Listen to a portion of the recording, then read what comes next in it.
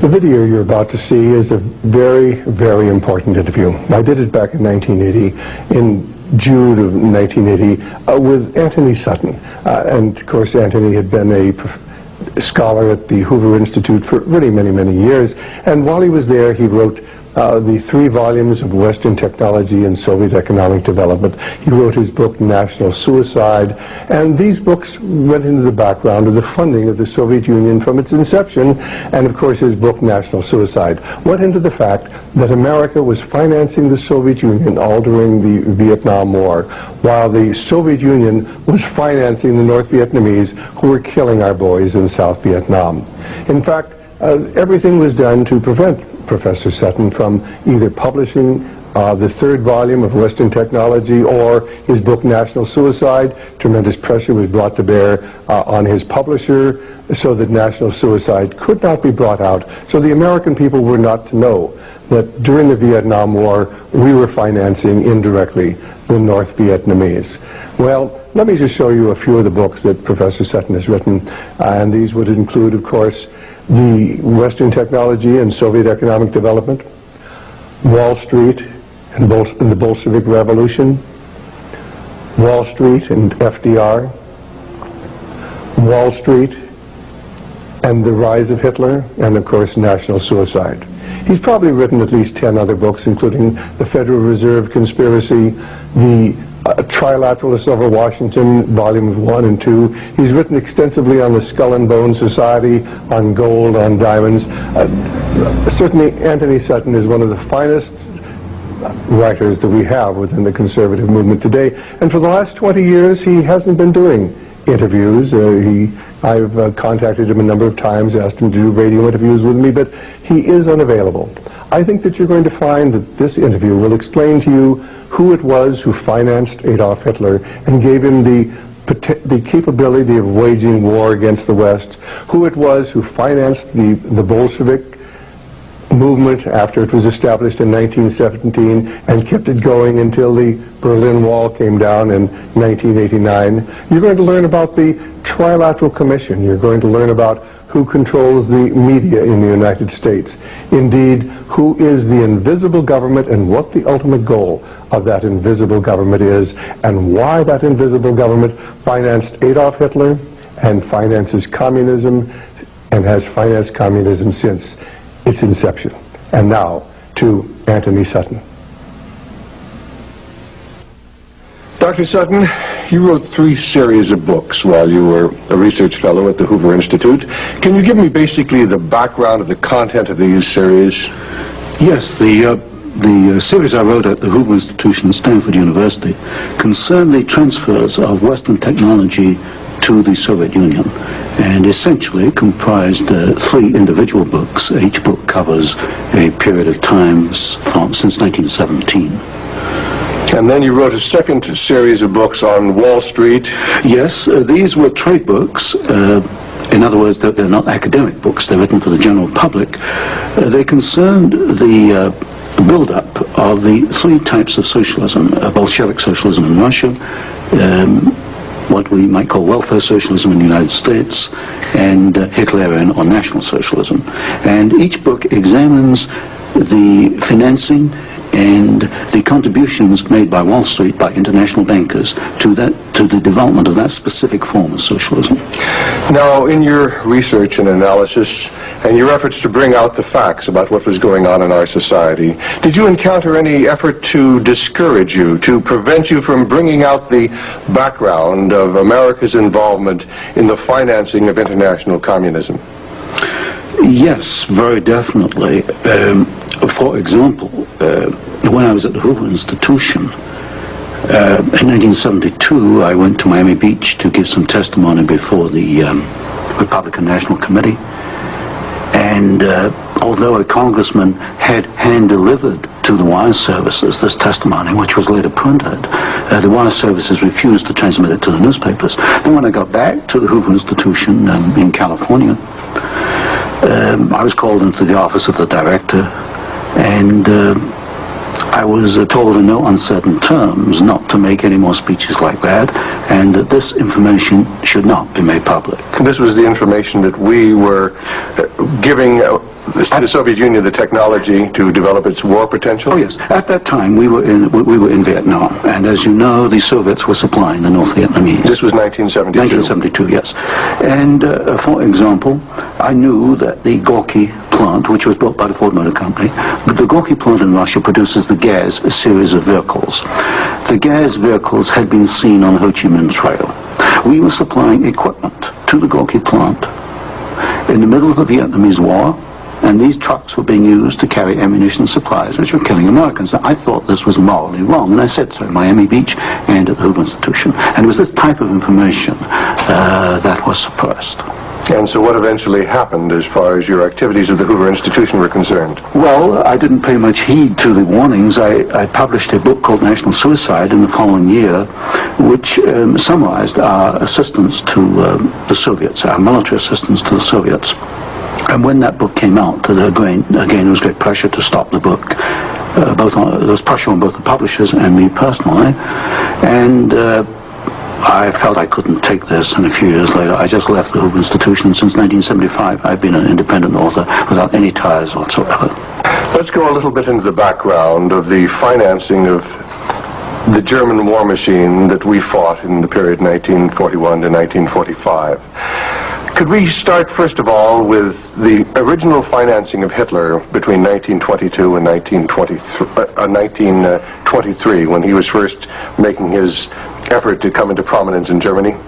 The original financing of Hitler, that's in the years 1922, came only partly from Germany. One of the most prominent Americans concerned with financing Hitler was Henry Ford. In fact, Henry Ford received a medal in 1938 for his assistance to the early Nazi party. Then, of course, Hitler had his attempted push in 1923. He went to jail, and then we began another era in the rise of Hitler. Right, and of course he eventually came to power in 1933 by the electoral process. What about the financing of Hitler's electoral activities in 1933? This I can trace. I have traced it very exactly. I discovered amongst the Nuremberg records a series of bank transfer slips to the Doppelbock Schickler Bank in Berlin to an account which was under the control of Rudolf Hess. And this was the fund that was used to finance Hitler's access to power in March 1973. And amongst the corporations that transferred money to Hitler, I find not only R.G. Farben, which is quite widely known, but also German General Electric, AEG, which is under the control of General Electric in the United States, or was at that time, and companies like Osram and... Now, what was the tie-in between Osram and General Electric? The tie-in was a share tie-in. International General Electric in the United States had controlling interest in German General Electric, and also through share interlocks, a controlling interest in Osram in Germany. So then we have Ford and we have General Electric helping to finance Adolf Hitler's rise to power. Were any other large American corporations involved? Very definitely. Standard Oil, through its technical association with I.G. Farben, for example, Germany could not have gone to war in 1939 without tetraethyl. You need tetraethyl to raise the octane value of aviation gasoline. Germany had no means of doing that. This was developed in the ethyl laboratories in the United States and transferred to the Germans. Standard Oil came up with the hydrogenation idea, which was very essential for Germany in the 1930s, because to raise the quality of its gasoline for aviation purposes. This was transferred to the Nazis.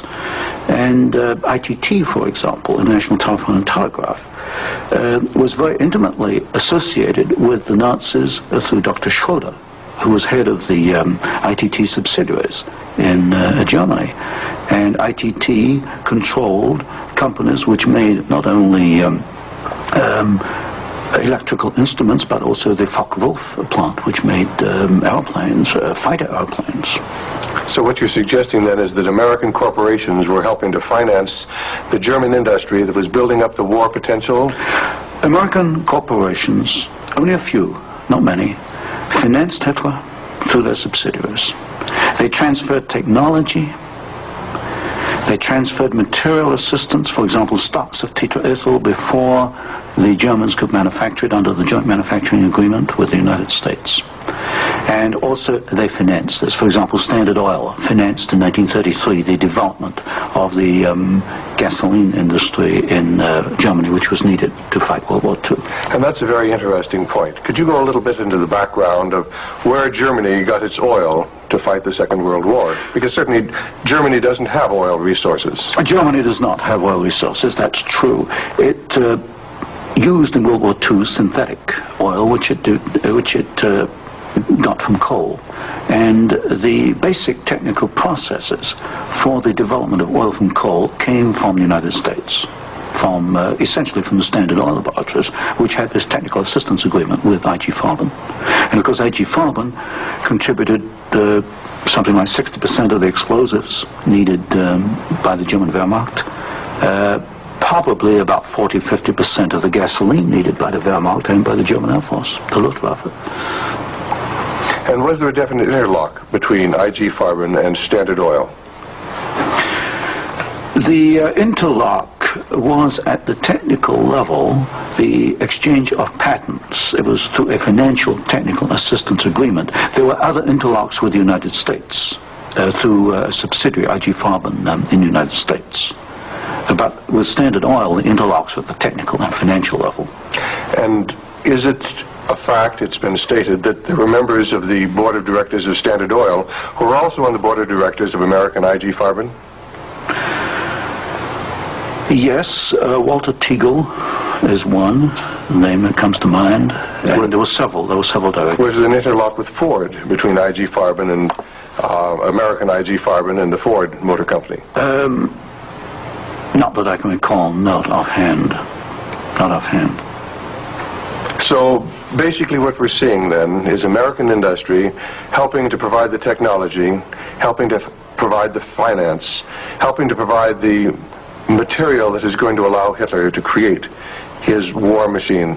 Yes, that is correct. That is correct. Now, in your book, Wall Street and the Rise of Hitler, you talked about the bombing patterns during the Second World War, and the fact that it was amazing that there were certain factories that were not bombed, whereas the majority of the German factories were decimated, German-owned factories. There were certain factories that tied into this interlock we've already alluded to, that for some strange reason seemed to escape the devastation of our saturation bombing.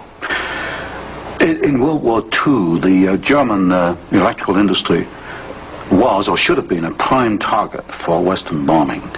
But in practice, the German General Electric plants were not bombed. Of the 10 major plants, not one was bombed, and a half a dozen others had trifling damage, broken windows, that kind of thing. So what we have here is a very interesting case of an industry which should have been bombed in World War II, but was not bombed, and yet we have American ownership, which raises a certain amount of suspicion as to why it was not bombed. But as far as the German-owned electrical companies, did they undergo a rather heavy bombing? I took a look at that. The Siemens plant, for example, they were bombed. There's no question. But the industry was not targeted as a general target. So Siemens, for example, was not bombed as heavily as, say, tank plants or aviation plants, that kind of thing. You mentioned the Ford plant in Cologne. Was this a prime military target?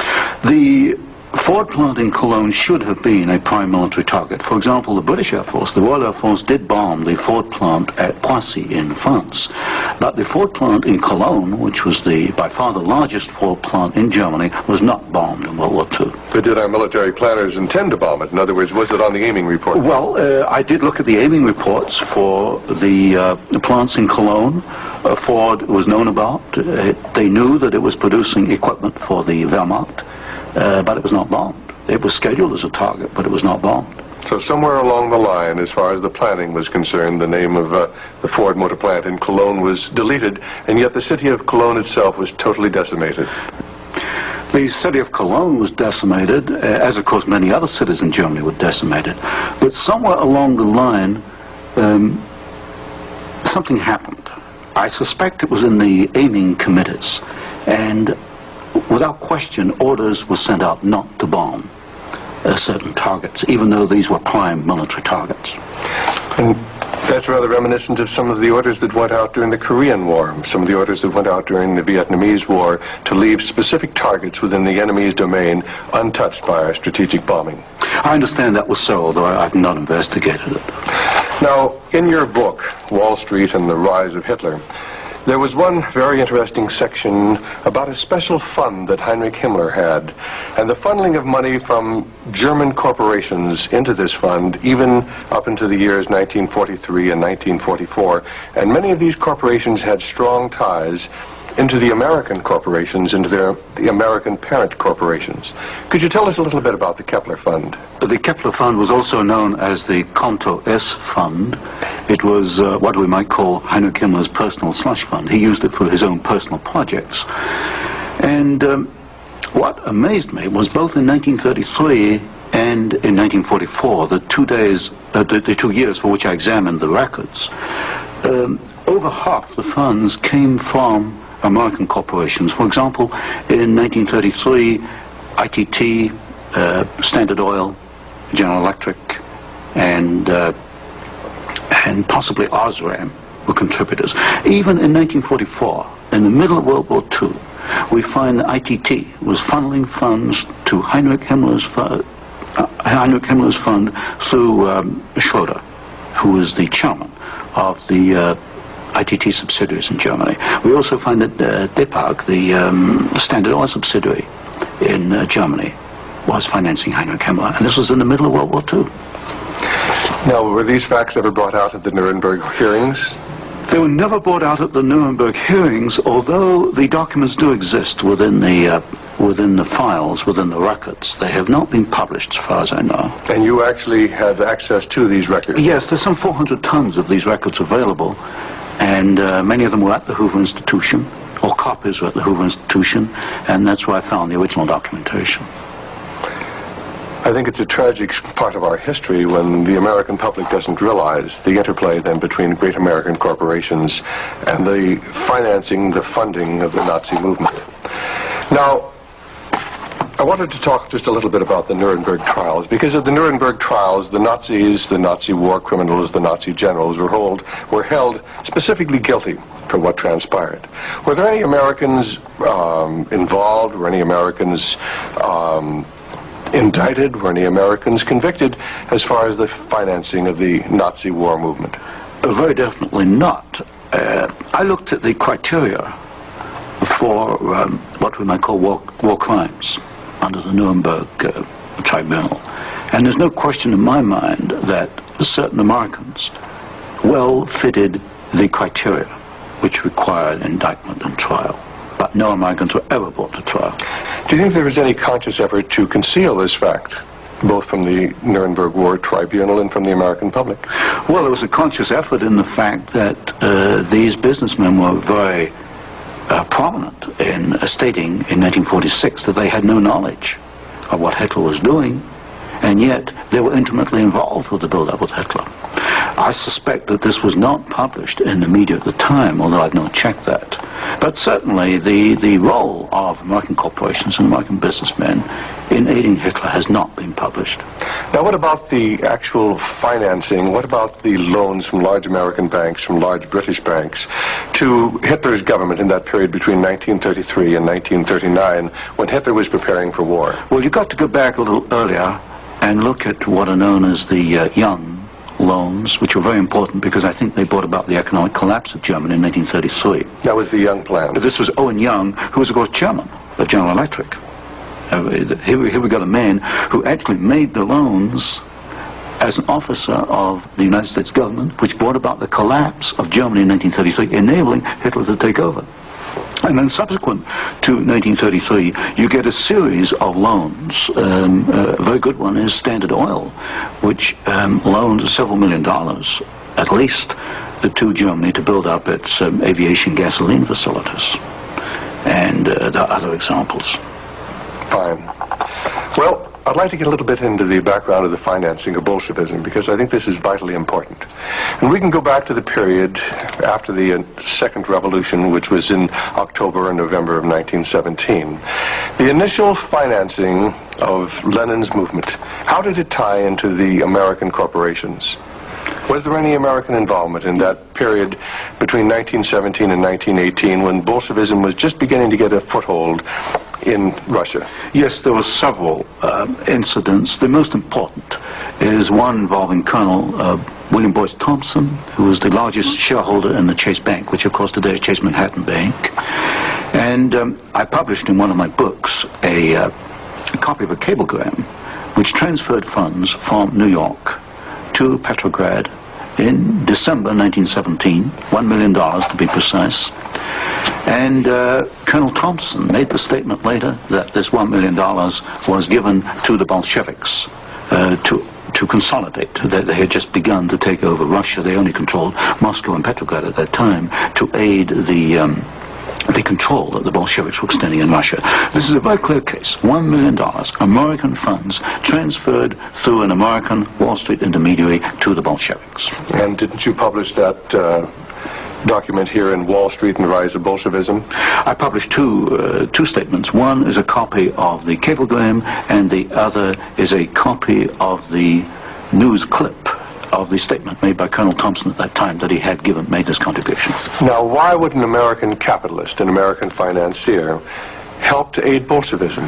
The only answer, and of course this puzzled me for years, you know, why? Why? Because we understand there to be an opposition. And the only answer I can come to is one of captive markets. The United States did not want another United States in the world. And of course, if you look at the world map, Russia is 2 or 3 times larger than the United States. Imagine this as another United States, as another competitor to the United States. What the United States wanted, or Wall Street wanted, was a captive market. And of course, socialism is a captive market because my earlier studies at Stanford University had brought out the fact that a socialist system cannot innovate. It's got to import innovation and technology from the West. And so I think the aim behind this was to encourage the development of Marxism and other types of socialism, because this would give these Wall Street bankers control of a world market, a captive market. At the end of the First World War, Russia was devastated by famine. And America sent a relief mission. It was the Hoover mission. Do you know any of the facts surrounding the activities of the Hoover Commission? Well, there's no question that in 1922, 1923, Russia was finished. Industrial output was perhaps 8 or 10% of 1913 figures, and people were starving by the hundreds of thousands. And the Hoover mission was organized, of course, to send aid to Russia, but most of the aid went to the Bolsheviks, who controlled really quite a small part of Russia at that time. Only a very small part of the aid went to the White Russians or to the Far East.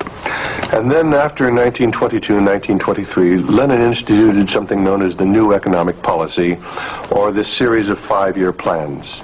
Can you tell us about the 5-year plans and the part that the major American corporations, major world corporations, played in building up the Soviet Union? Well, there are two separate phases here. The new economic policy was started in 1923 by Lenin, and I found, and I published this in my first book from Stanford, that every single Russian industry was rebuilt or restarted by foreign corporations, mostly German, British, French, and American. By 1928, Russia was back to approximately its 1913 industrial output. And at that point, she began to think of these grandiose 5-year plans.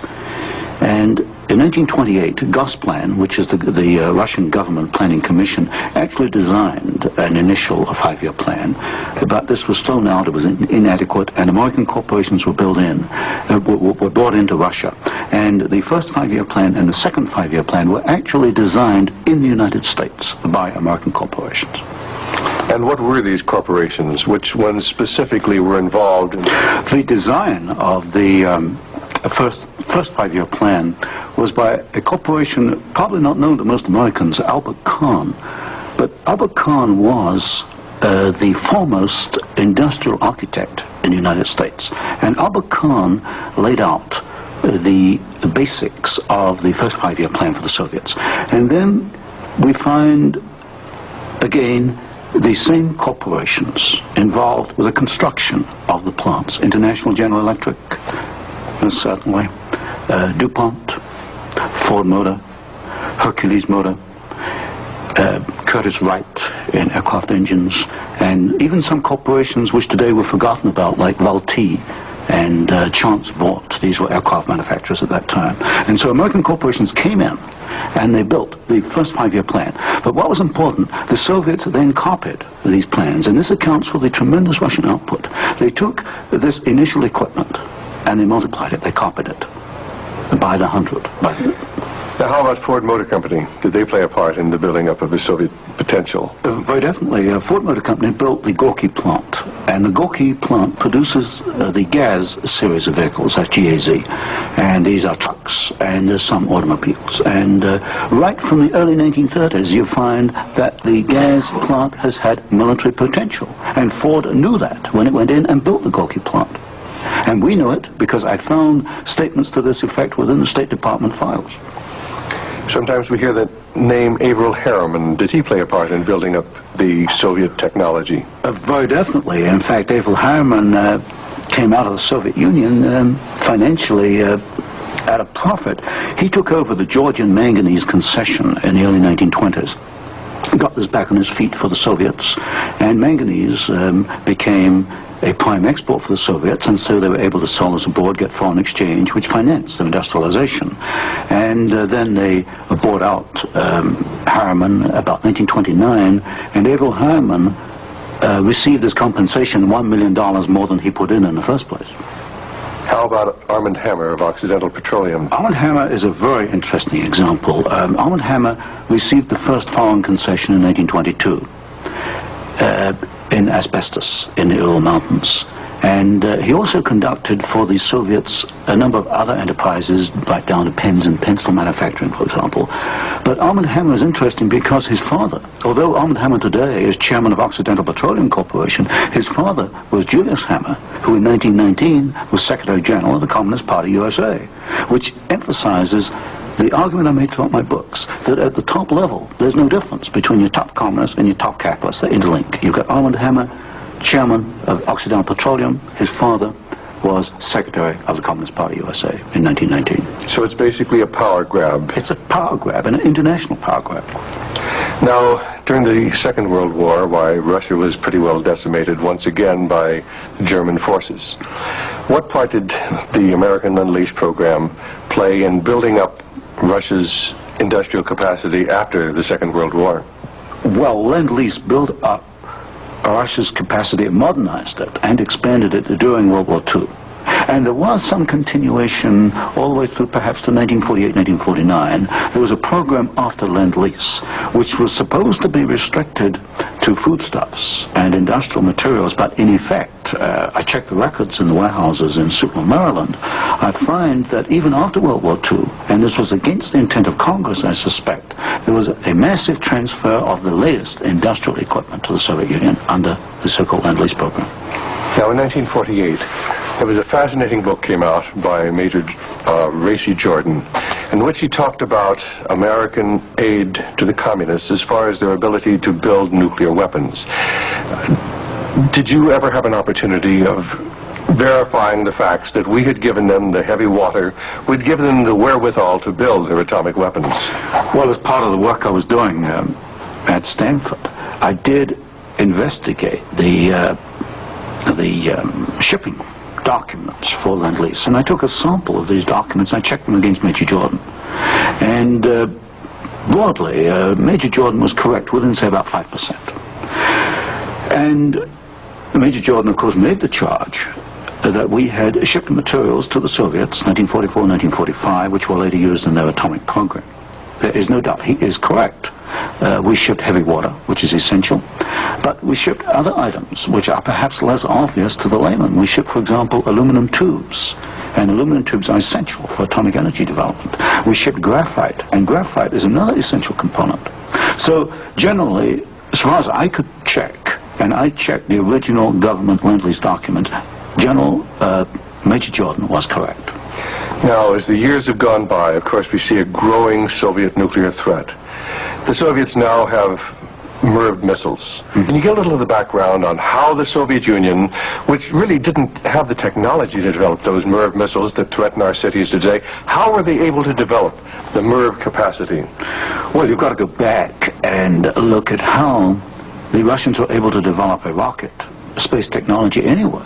What they did after World War II was American forces were held back for a while the Soviets occupied East Germany. They stripped East Germany. They took back the latest of the V2 rocket technology from Peenemünde and other places. And the V2 became the basis of the Russian space technology. Now, if you skip the intervening years, you will find when you come to the early 1970s that the Russians did not have the capability to MIRV their missiles. And in particular, they lacked the ability to produce the very precision, micro-miniature ball bearings that are needed for the control systems. There was only one company in the world, Bryant, Chuck and Grinder, which could make the machinery which machines the races within which these ball bearings run. And without those races, you just cannot make MIRV missiles in any quantity. You can make one off, but not in quantity.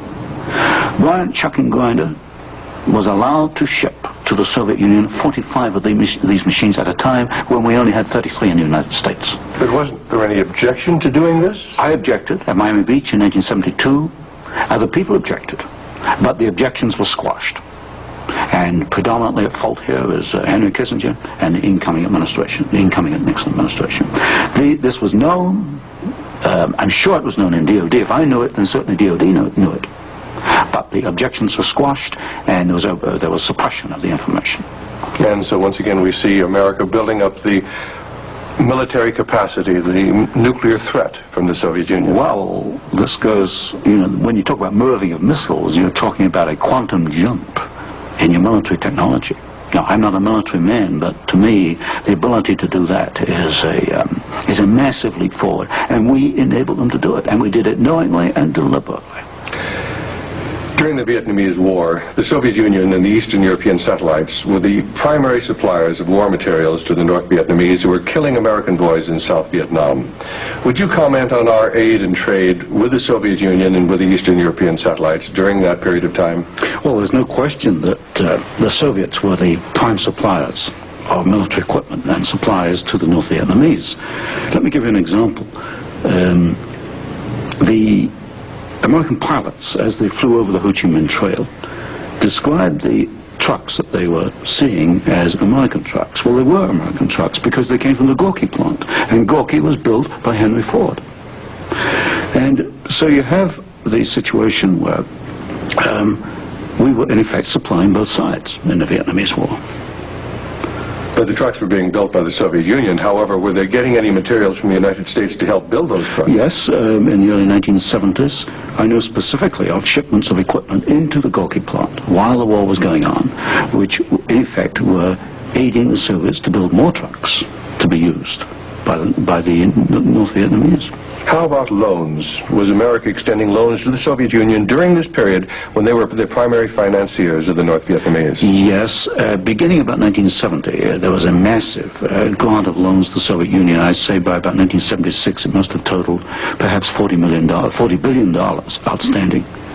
And so this, of course, these loans were used to enable the Soviet Union to purchase industrial equipment in the United States, and this industrial equipment was used to manufacture, in part, military supplies which were used against us in Vietnam.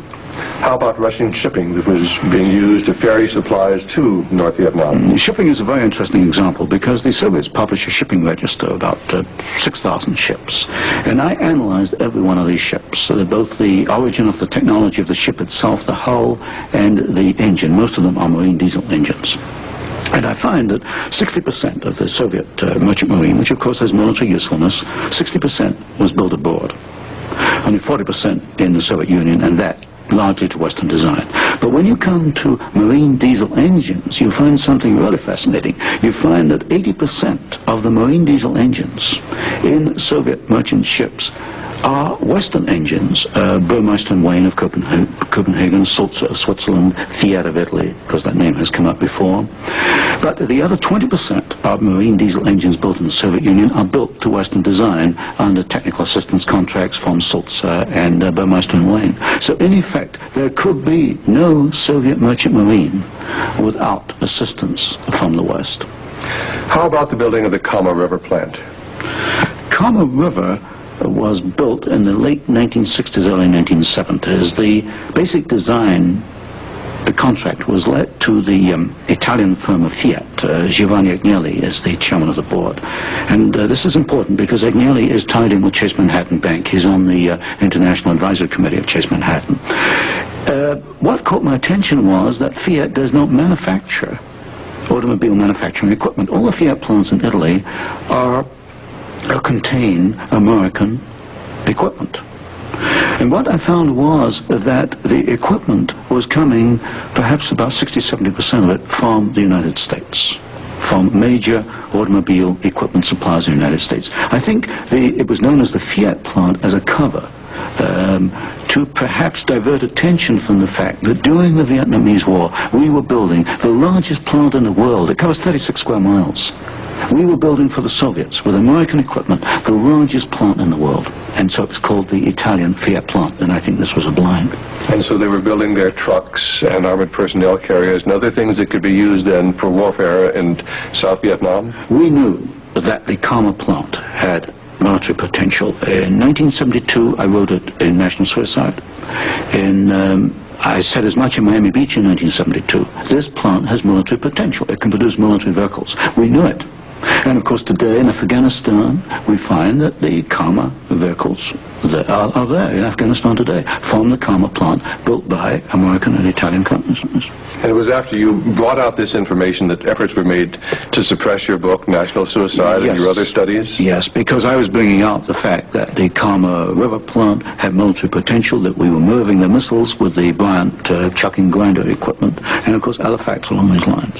And what sort of pressure was brought to bear upon you? What sort of pressure was brought to bear upon the publisher of your book, National Suicide?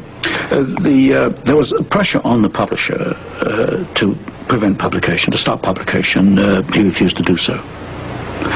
There's pressure brought upon me first to withdraw the book, and then a rather deceitful sort of pressure.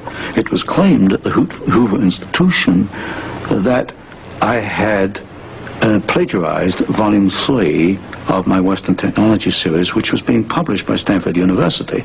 Well, firstly, I challenged them to point out the plagiarization, and nobody could find even two sentences that matched up. But then I pointed out that I cannot plagiarize my own work. I hold the copyright on both books, and nowhere in the world can I plagiarize myself.